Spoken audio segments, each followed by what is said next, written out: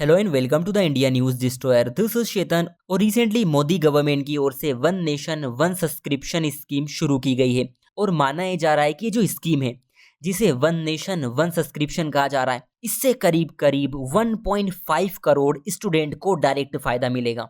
ना बड़ा क्वेश्चन ये है कि इसमें आखिर होगा क्या? क्या लोगों को नेटफ्लिक्स का सब्सक्रिप्शन दिया जाएगा? क्या इसमें आपको अमेजॉन प्राइम का सब्सक्रिप्शन मिलेगा या फिर डिज्नी प्लस हॉटस्टार का? देखिए, एक बात मैं क्लियर कर देना चाहता हूं कि इस स्कीम में ऐसा कुछ नहीं है। ना तो आपको अमेजॉन प्राइम, ना तो आपको नेटफ्लिक्स और ना ही आपको डिज्नी प्लस हॉटस्टार का सब्सक्रिप्शन मिलेगा। क्योंकि जब भी लोगों के सामने सब्सक्रिप्शन एक वर्ड आता है तो जनरली लोग इसे एंटरटेनमेंट के पर्सपेक्टिव से देखने की कोशिश करते हैं। ऐसे में आपको यहाँ कोई मूवी या वेब सीरीज नहीं देखने को मिलेगी। तो फिर ये भला क्या है आखिर?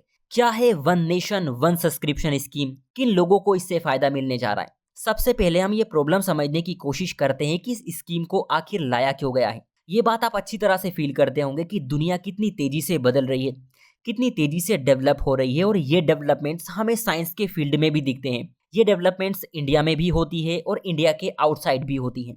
इंडिया में अगर साइंस के क्षेत्र में कोई रिसर्च होती है तो आपको पता लग जाती है, मुझे पता लग जाती है, या फिर अगर हमें पढ़नी भी होती है तो वो हमारे लिए इजीली अवेलेबल है, क्योंकि इंटरनेट के साथ साथ न्यूज़पेपर भी इन्हें अच्छी तरह से कवर करते हैं। लेकिन दिक्कत तब आ जाती है जब बात इंडिया के आउटसाइड की हो। बाहर की दुनिया में कोई नई रिसर्च पब्लिश होती है तो इंडिया के लोगों के लिए वो इजीली अवेलेबल नहीं हो पाती। उन्हें बस न्यूज के रूप में 8 से 10 लाइन देखने को मिलती है। क्या इससे पूरी रिसर्च समझ में आ जाती है? खासकर उन लोगों के लिए जो इस फील्ड में काम कर रहे हैं, इंडिया के लिए रिसर्च एंड डेवलपमेंट का काम कर रहे हैं। ऐसे में जरूरी हो जाता है कि भारत के स्टूडेंट्स, भारत के टीचर्स, भारत के स्कॉलर्स उन डेवलपमेंट्स को भी अच्छे से समझ पाएं, उन्हें पढ़ पाएं जो दुनिया भर में हो रही है।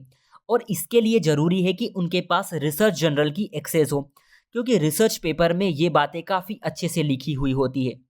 जैसे आपने कभी मंथली मैगजीन पढ़ी होगी, उसमें किसी एक टॉपिक को कितनी अच्छे से एक्सप्लेन किया जाता है, इजी वे में एक्सप्लेन किया जाता है। ठीक इसी तरह जो रिसर्च जर्नल होते हैं उनमें भी रिसर्च पब्लिश की जाती है। इन्हीं प्रॉब्लम को सॉल्व करने के लिए सेंट्रल गवर्नमेंट ने इस स्कीम को मंजूरी दी है। इस स्कीम के बारे में बात करें तो इस स्कीम में करीब 30 बड़े इंटरनेशनल जर्नल पब्लिशर्स को शामिल किया गया है। मतलब अगर ये 30 पब्लिशर्स किसी भी तरह के पेपर पब्लिश करेंगे, रिसर्च पब्लिश करेंगे, तो उनकी एक्सेस इंडिया में आसानी से हो जाएगी। ये one nation one subscription scheme पूरी तरह सिंपल, यूजर फ्रेंडली और फुल्ली डिजिटल प्रोसेस होगी। सेंट्रल गवर्नमेंट ने इसके लिए 6000 करोड़ रुपए एलोकेट किए हैं और 3 सालों के लिए स्कीम चलाई जा रही है, जैसे 2025, 26 और 27। अगर इसके बेनिफिट्स अच्छे निकल कर आते हैं तो इस स्कीम को आगे भी बढ़ाया जा सकता है। इसके अलावा इसमें government higher education institutions and central government के जो रिसर्च एंड डेवलपमेंट इंस्टीट्यूशन होते हैं उनकी एक्सेस करीब 13,000 से ज़्यादा ई जनरल तक होगी। इंडिया में जो विश्वविद्यालय अनुदान आयोग है, जो यूजीसी है, उसके अंदर एक संस्था है इंफॉर्मेशन एंड लाइब्रेरी नेटवर्क। उसके माध्यम से इस स्कीम को चलाया जा रहा है।